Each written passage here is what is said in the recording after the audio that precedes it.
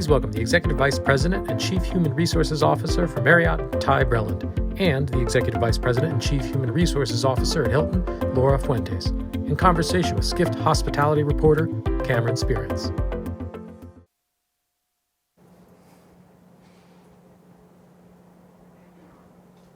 Hey, Laura and Ty, how's it going? Great. How are you? Nice to be here. Thanks for joining us. I know covering the hotel beat, it can sometimes seem like a Marriott versus Hilton world, and I'm glad that a Skift Megatrend on upskilling can bring us all together today. There you go.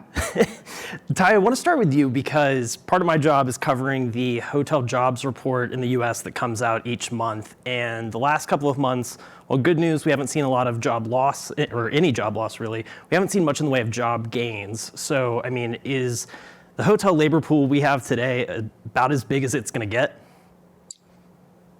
Well, I hope not. I think there's there's a lot of work for us to do on that front. At Marriott, we're looking at it really on three dimensions. One, really broadening that talent pool to really go after youth. So individuals exiting high school that are not going to university or college, and how can we be more attractive to that group?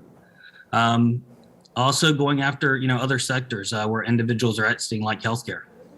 We think that's another opportunity for us in hospitality, as well as many individuals retired during the pandemic. And how do we, bring those individuals back and get them re-energized about hospitality? So that's sort of how we're thinking about broadening the talent pool, but it's more than that. It's also reshaping the jobs. A lot of what this topic is on upskilling, how do we relook at the industry and rethink about the jobs? Adding more flexibility to the roles we have, whether it's part-time employment, reshaping the actual jobs. And then probably lastly, and I'm sure we'll talk a bit about this, is really strengthening the benefits. At Marriott, we really look at hiring the whole person, and we really want to invest in them both physically, mentally, and from a financial well-being standpoint. And Laura, how did we get to this point? Because as Sean's presentation showed, sure, the pandemic hasn't helped matters, but we were talking about labor shortage issues, especially in the hotel industry, well before March of 2020. So can you give us a little bit of context of what brought us here today? Yeah, absolutely. And look, I think I'll speak for Hilton, but I think the trends are similar in the conversations I've had with Ty, right? The hospitality industry, I think, is an extraordinary industry to work for, and it offers diversity of jobs, global opportunities, growth from a brand platform, from a job type, and at a whole human level. And I think our industries were actually positioned in our companies as leading in the workplace, standards and setting, sort of confidence, not only in our sector, but frankly, leading the way in many regards, given the work that we had done to build up team member experiences and value propositions that were compelling within our industry and competitive outside of our industry. I'll humble brag on behalf of both of us here at Ty, but both of our companies are on the Great Place to Work list, on Diversity Inc. And I think we show sort of other industries and companies what's possible when we lead with our values. Now, of course, when COVID hit, our industries were disproportionately hit. And, Hilton, we went from celebrating being number one on the Great Place to Work list within weeks to contemplating what are some of the most devastating decisions a company can take, which were to furlough thousands of our team members, to drive layoffs, because our hotels, for the first time truly in their history and since opening, were shutting and suspending operations. So that crisis actually really forced us to lead with our values during the height of COVID and to do things still that would take care of our team members as some of these trends were accelerating. So we had done a lot of the work to build up a foundation in mental wellness, on diversity and inclusion, on recruitment, and we had to pivot all of those foundations to support our team members through the crisis. We activated our recruitment team to help our team members find opportunities at other companies that were facing surge hiring. We released diversity and inclusion goals that were multi-year representation goals to build upon the foundation of inclusion. We launched a Courageous Conversation series in the aftermath of George Floyd's tragic murder. We released a mental wellness campaign and a platform to help our team members because we know that they went through so much different hardship through the crisis. And now here we are, sort of driving and pivoting from furlough to layoffs to finding labor shortages as we try to drive the recovery. And so the activations and upskilling being such a key part of that, as well as growth and training and development, I think are going to continue to position us as leading our industries, but hopefully also beyond, since we are competing across industries for talent. Definitely. And I mean, Ty, the last time I was in New York was for the NYU Hotel Conference, and Marriott CEO Anthony Capuano said one of the key points in addressing this is really marketing the industry better as a place where you can have an entire career. It's not just what you go in as is what you're going to leave at. So, I mean, how does that expand to this concept of upskilling at Marriott? Yeah, I mean, we've often said, we at Marriott, we want to hire for careers, not just jobs. And 50% of our GMs today come from the hourly ranks. Now, there's a lot of reasons they get there. But I think, as we look at, not only trying to attract individuals to the organization, but how we take care of them once we're here, we're putting a lot of focus. We have programs like our Emerging Leader program that we launched in the United States about 5 years ago, where it's more of a sponsorship program. So we're finding individuals that are high potentials, and really sponsoring those individuals to get into exec committee, GM type roles. We're in the process of, another big topic we have is around career pathing. Everyone, that's somewhat of a dated term because every day the jobs are changing so fast, it's hard to really path towards a job, but we're launching a program that we're calling Become. And that's really looking at sort of what skills are you building today in your job and where do you ultimately want to be? Not what job, but what's sort of your career aspirations and how do we help you get there? So, I think really once we attract individuals to the industry, really keeping them with us and growing them, and having that look a little bit more customized by the individual. It's not a one size fits all. And I mean, that brings me to Tassine, as Sean also mentioned in his presentation. I mean, this concept isn't just something in the U.S. And I mean, y'all have worked at this abroad. So what can you tell me about Tassine? I think we have some images also to show.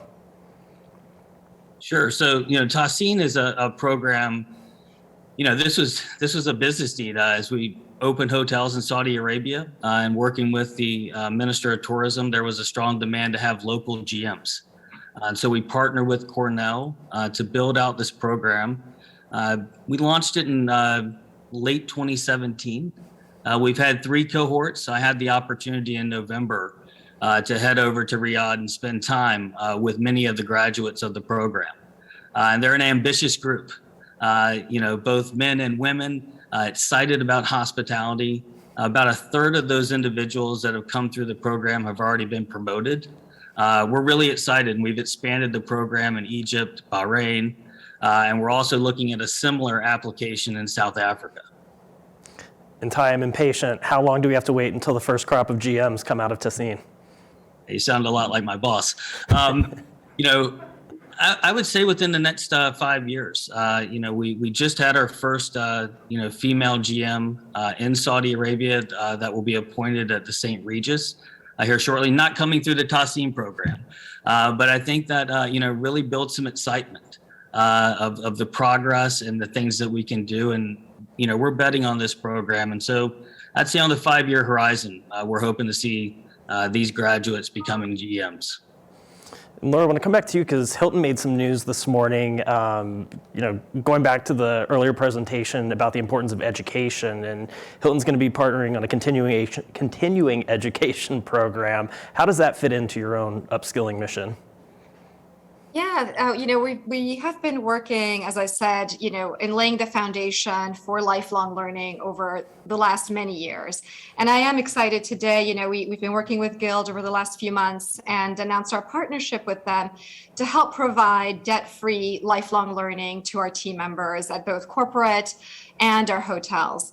And the idea here is, to help partner with our team members, coach them on their career aspirations, their dreams, and help structure a learning pathway that will help them achieve that. And so what we found in Guild is an education tech firm that is going to help us drive both the coaching, the design of the programs, and we're looking at things from, GED, high school diploma completion, to ESL, language training, to certificates and specific skill areas that we are looking to amplify our team members may be interested in. And of course, associate and bachelor's degrees, because we recognize that there's, such a variety of needs across our team members. And when we think about reskilling, upskilling, or multi-skilling, what we're trying to do is engage our team members in career conversations, lifelong career conversations that help them discover pathways, engage them in their work, and get them to be better at the current jobs that they have, but also start dreaming up, what's the next thing I can do? And we have so many examples of people who have started in one department and have moved all the way up to housekeeping, directors to GMs, and we want to help scale that.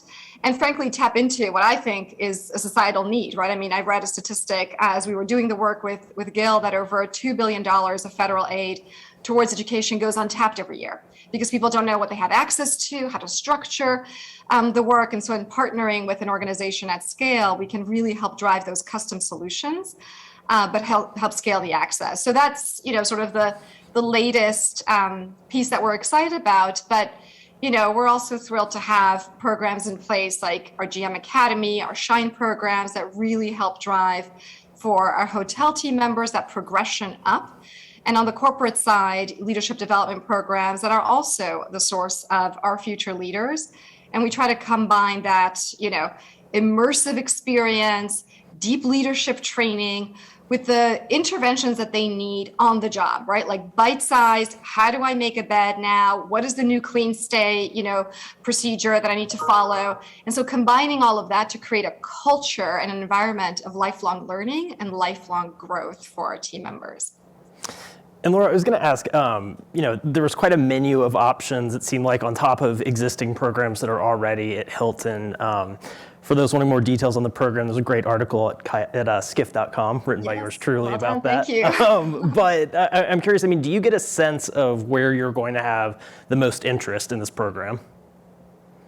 Yeah, I think, I'll give you a couple of statistics, but I think the idea is to go, as wide as we can, to help support the very unique needs of our team members, because, we're starting this in the US as Gil hopefully builds out more global capabilities, and we have different partners in different parts of the world that help achieve the same outcomes.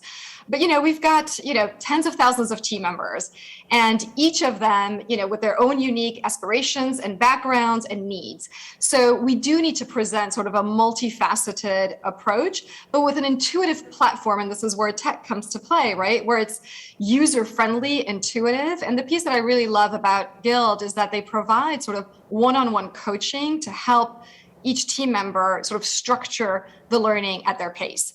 So we have our one-stop shop sort of Hilton University that helps guide based on what our team members' needs are. We've layered on top of that brand-specific training, leadership-specific development.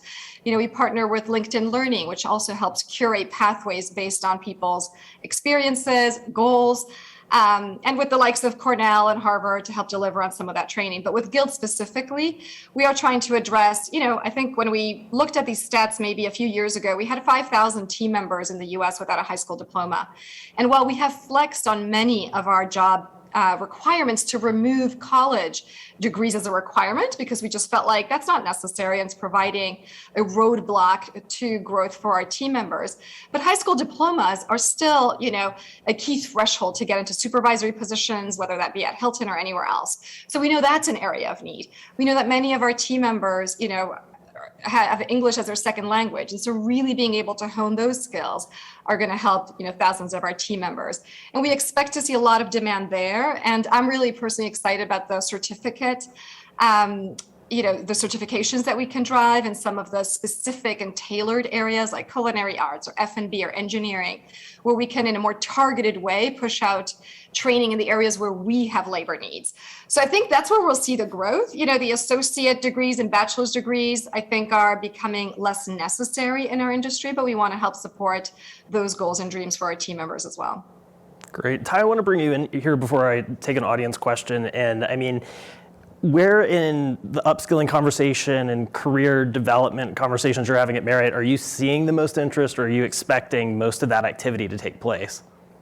Yeah, so, well, first before I jump in there, just a congratulations to Laura and Hilton. We're big fans of Guild, and I think it's awesome for the industry. As we look at, it's interesting because the pandemic really sped up everything. But when we acquired Starwood, we really had to task ourselves to think a bit differently of how we looked at training, upskilling, continuous learning at Marriott, because we were merging two large companies together. We needed to launch our new loyalty program, all our new systems. And at that point in time, we invested in what we call our digital learning zone. And it's a somewhat of a one-stop shop. It's mobile enabled, but it was a way for us to touch all 750,000 individuals that wear our name badge. So managed, franchised, across the world, translated into 15 languages. And so that was really designed to help with the integration. But going through that we learned a lot about ourselves, about our associates, and what they were really interested in. So fast forward to late 2019 into early 2020, the pandemic hits. We need a way to get out new cleanliness protocols. Through that digital learning zone, we were able to load up the training and get it out within a matter of days to all of our associates, to all of our hotels, to help both our customers and our associates. At the same time, we thought it was an awesome opportunity to, as we had to make hard decisions like Laura was mentioning on putting people on furlough. We partnered with many of our key partners across the industry to upload training, whether it was digital fluency, languages, financial planning, not job related training, but training to really help our associates in this time of need. And what was interesting as we launched it, we weren't sure if anyone was really going to pay attention because, they were maybe seeking other employment. They weren't sure about their future. But that first week, we hit 10,000 users. The second week, that number tripled. We ended up running about 80 to 100,000 individuals across the globe actively interfacing with that digital learning zone and pulling down this learning real time. So it was awesome for us, not only in sort of being able to give something to our associates in this time of need, but it's really helped build their confidence with technology. And so as we're bringing individuals back into the workforce, we're excited in how they're engaging with technology, because I can't see a job in the future where technology doesn't play some type of role. And so them having the confidence to feel and see technology as a way to empower them, as opposed to something maybe before they shied away from, we're excited about that as we move forward. Great. I want to get both of you in for this audience question. Kayak CEO Steve Hafner argued that big chains could create a tech platform for independent hotels to take out costs, improve the customer experience, and reduce the number of employees they might need. Is this pie in the sky for a great hospitality experience, or are your companies just stuck in their old ways? Laura, you want to take it first? Yeah, no, I mean, look, I think we're talking about doing all of that, right? So I think what we have established at Skill, when you think of our companies, right, we operate all over the world. We have different ownership structures. So we've got franchise team members, corporate team members, managed team members, operating multi-brand, and thousands of job types. And I think, as Ty described, and at Hilton as well, like the tech learning platform is the one-stop shop where our team members are coming to learn when they need to learn as they go on their own, to connect with us, right? And I love the story that you shared, Ty. And, we saw we kept learning on for our team members who were furloughed as a benefit, and saw similar trends in usage. And it was wonderful to see them. And what we also noticed was people tapping into skills that were outside of their day jobs, right? So they were using this opportunity off to learn and upskill themselves thanks to our platforms.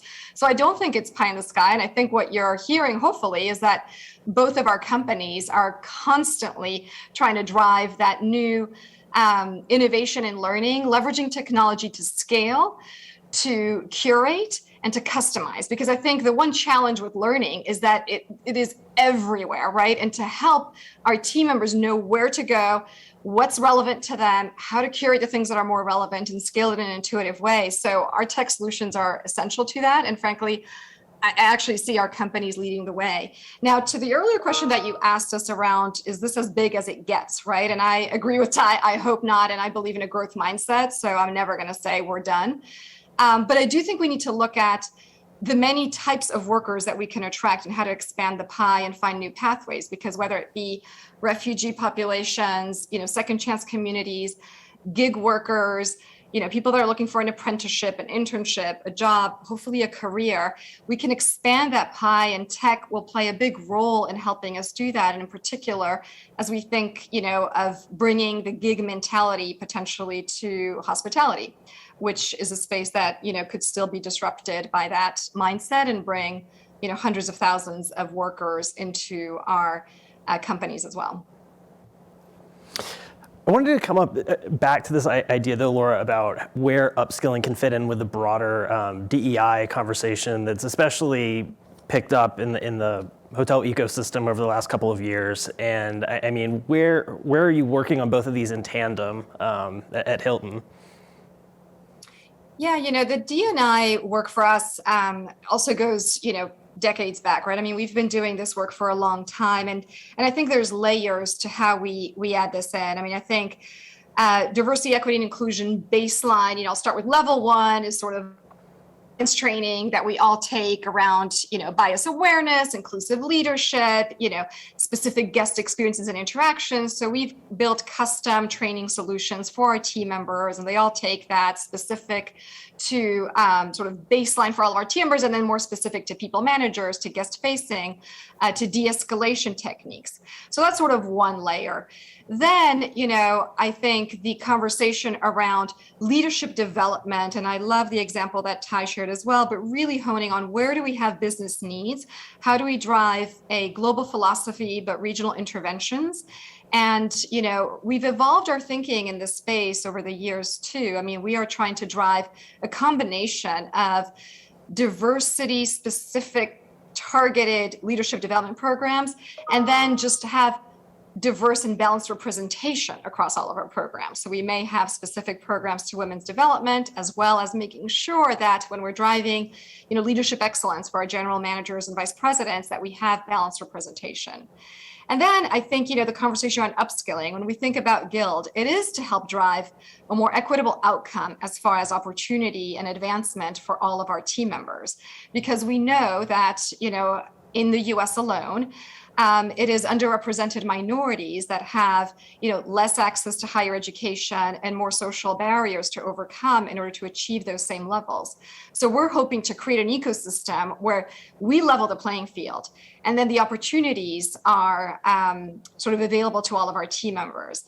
On the output of that, we've also set multi-year representation goals to help drive, the progress that we want to see at all of our levels. And we've set those for both gender and US ethnic diversity at our hotels and in our corporate offices. So we're trying to drive the right inputs and measure the outputs to drive success. And again, this is an area where I think hospitality has led the charge.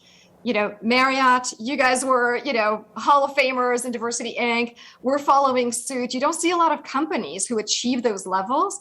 And here we are, in spite of our challenges. I mean, Hilton was named #1 on Diversity Inc. after COVID, like in 2021, right? So I think we're doing the hard work. We're doing it, in an environment that has been incredibly difficult for travel and for our industry. And I still think we should be really proud of the example that we are setting across industries. Great. I wanted to get to a couple of last audience questions before I get to my closing question for both of you. And one member of our audience is asking, these online portal trainings often feel like one size fits all and disconnected from on the ground. How do you offer personalized learning for your staff? Ty, why don't we start with you? Yeah, sure. And so it's definitely been a journey for us since we first launched into where we're at now. But the team has really looked at, just like our customers. So when you go into our Bonvoy app, you want this personalized experience, where you were last, where you want to go next, and applying a lot of that same logic to our digital learning zone. So when you sign in, we know what training you've taken. We know what's coming around the corner. That's somewhat of the required training, but we also know some of your interests, and we try to bring that forward. And so individuals really can have this more bespoke, personalized journey, because you don't want it to feel one size fits all. You don't want it to feel static. We want people to constantly, to Laura's earlier point, to be continuously learning. And so we're working on several different iterations of that, but Language is important for us. We're in countries all over the world. We have a multitude of associates. Even in the U.S., at any one given hotel, you could have multiple nationalities. So language was a big piece for us as we started to build out our digital footprint for learning, but really making it, customized and personalized for our associates. Everyone wants to do something a little bit different, and we want to give them the learning they need to get there. Laura, Well, and I'll add one thought here. I think tech can help so much in this regard, right? And some of the partners that we work with, LinkedIn Learning and Guild now, will help us drive custom solutions. But the importance also of just like we train our managers and leaders to have these conversations with their team members, because that one-on-one coaching, the on-the-job mentorship and sponsorship from our GMs, from our department leaders, from our corporate executives is so important to have our team members feel a sense of belonging, to help understand, there's no algorithm that can predict what steps you might take to become a GM, but that conversation that you may have, or that moment of courage or encouragement or feedback, is so essential as well. And ultimately, the ultimate customization of the experience is through that one-on-one human dialogue. And so we're trying to balance both the scalability of tech, but also helping our leaders understand how a human and custom and unique experience for each of your team members to help them achieve what are very personal and unique dreams as well. Audience members also asking on the topic of DEI and upskilling, when could we expect a female CEO at either of your companies? Anyone want to jump in here? Happy to jump in. Look, I think I don't know Tony, but I feel, really honored to work with a leader who is the greatest advocate of diversity, equity, and inclusion. And under his leadership, we continue to make immense gains. We draw succession plans that help advance women at all levels. And we're certainly setting our sights on continuing to drive that at our leadership levels. So I think we're super confident in what we're driving and continuing to see that diversity at every step of the way, and creating those opportunities, not only for women, but for all team members of different backgrounds. No, I completely agree. And, 50% of our leadership team are female. Same with our board. It's definitely something that's at the forefront as we're thinking about, deep succession plans across the organization, including the CEO. So at each of our board meetings, we're constantly looking at the top C-suite positions and what we're doing to bolster those candidate slates, and not only putting names on a list, but what we're doing to activate their development, shifting them across the company, giving them different sort of purviews, really stretching those individuals so that we have a robust, deep talent pool across all of our positions.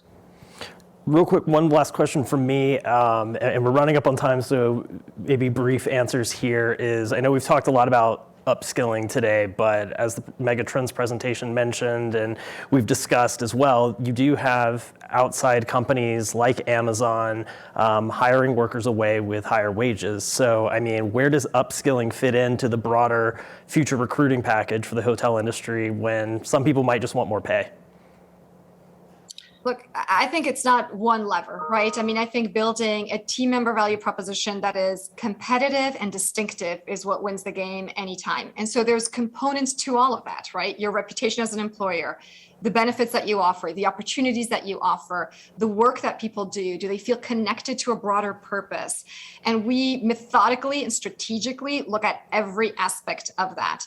So, wage pressure is certainly something we're keeping our finger on and continuing to advance entry-level pay for our team members, and frankly, moving them along and upskilling them so that they can continue to grow on their journeys and providing for their families in differential ways as they take on bigger jobs and greater responsibility. But to me, the ultimate strategy and how you win, and look, Amazon, clearly a big force that we are constantly studying and beyond, right? Because we know we're competing outside of our industry.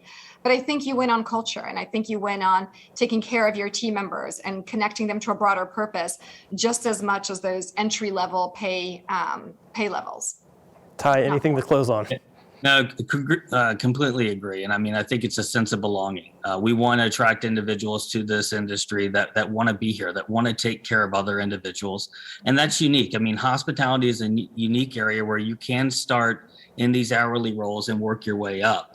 Now, it takes a lot of work and it takes a lot of investment, but Laura's right. It's a we want to attract those individuals that really want to be here and that are about taking care of others and feel that they belong. And so whether it's Amazon or where else, we have to pay competitively. We have to enrich benefits, but we also really need to give access to opportunity. And I think that's something that we can do in hospitality. That's gonna, it's helped us over the last 100 years, and it's gonna help us over the next 100 years. So I'm excited about this challenge and all that we're able to do. Good note to end on. Thank you both so much for being with us today. Thank you so much, Cameron. Thank you, Ty. Great to see you.